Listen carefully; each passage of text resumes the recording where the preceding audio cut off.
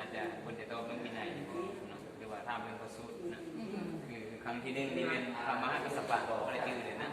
พระมหากัสสปะจะเป็นว่าท่าพระอนุนนะท่าพระอนุนเรื่องพระสูตรนะแล้วก็ท่าพระอุบลีเรื่องพระวินัยเพื่อจะกินหน้าเสกันแล้วก็บรรดาพระอรหันต์ทั้งหลายอยู่ในนั้นอยู่ตามฝ่ายอันนี้คือว่าการสังขารนะอันใดมันเรียกรองหรือการเป็นแยกไม่ใช่นะบันทึกใส่เราเลยทั้งสองใส่เราเป็นอาจารย์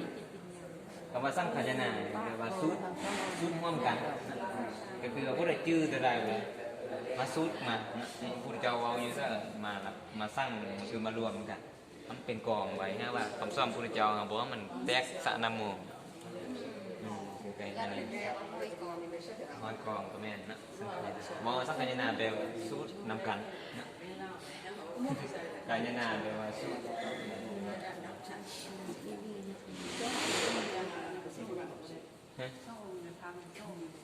แม่นครับเป็นครับผู้นี่มาสี่สัญญาดอกอันนี้มิงกุลสัญญาดอกมาสี่สัญญาดอกจิตตะสามีจิตตะแม่นอันนี้มิงกุลสัญญาดอกนะเป็นผู้ที่คนนำอิฐที่จำพระไตรปิฎกได้อยู่ในห้องอาบเลยนะพระไตรปิฎกนี่เจ้าสิท่ามหน้าได้อยู่แจได้เพิ่นได้เบิดนะเป็นคนนำอิฐองค์นั้นอาจารย์องค์นี้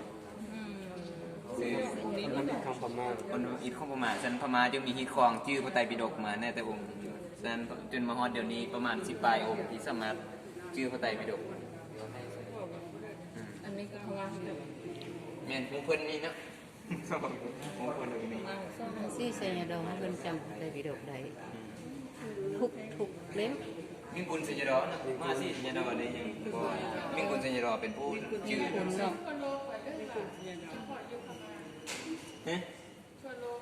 แม่นทั่วโลกเลยนี่จะแม่นองค์นี้กติวาแล้วแม่นองค์นี้นะเป็นผู้ริเริ่มที่ชื่อพระไตรปิฎกแบบทุกอย่างอยู่ในหัวเบิดเลยเอามาถามยังเหมือนกันทางภาษาบาลีนั่นสัญญาดอเป็